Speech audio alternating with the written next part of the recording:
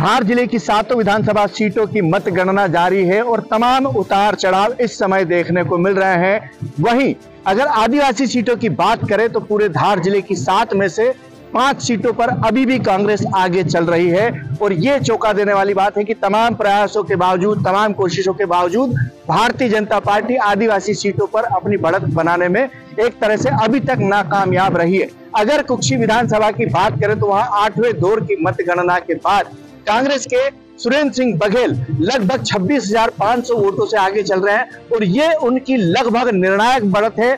पिछली बार हनी बघेल लगभग 63,000 वोटों से जीते थे। वहीं धार विधानसभा की अगर बात करें तो 7 राउंड के बाद धार विधानसभा सीट पर भारतीय जनता पार्टी की नीना विक्रम वर्मा 5,311 वोटों से आगे चल रही है। आपको हम बता दें कि ये 7वें राउंड की मतगणना के बाद 5,311 वोटों की लीड है, जिसमें धार शहर, इसके अलावा जेतपुरा, उटावत और आसपास का ग्रामीण एरिया आ चुका है। उसमें लगभग भारतीय जनता पार्टी ने 5,311 वोटों की बढ़त बनाई है। इसके अलावा बात करें सबसे चौंका देने वाली, सबसे कांटे की जो टक्कर चल रही है वो है बदनावर विधानसभा सीट में, जहां पर भाजपा की तरफ से उद्योग मंत्री राजवर्धन सिंह दत्तीगांव जो कि 5वें राउंड तक 1168 वोटों से आगे थे, 6ठे राउंड में कांग्रेस ने उन्हें जो है वो शिकस्त देते हुए कांग्रेस 1351 वोटों से, कांग्रेस के भंवर सिंह शेखावत 6ठे राउंड की मतगणना के बाद 1351 वोटों से आगे हो गए।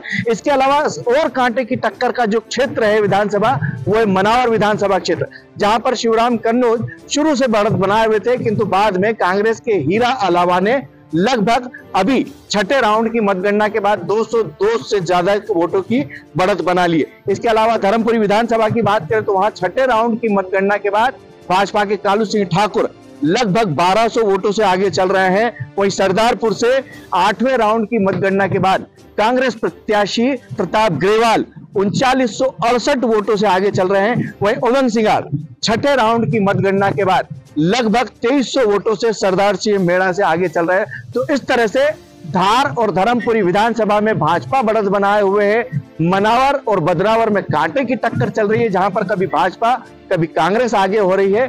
तो इस तरह से अभी सिर्फ 2 सीटों पर भाजपा बढ़त बनाए हुए है और 5 सीटों पर कांग्रेस भारी बढ़त बनाए हुए है। डिस्कवर न्यूज के लिए दीपक सिंह चौहान।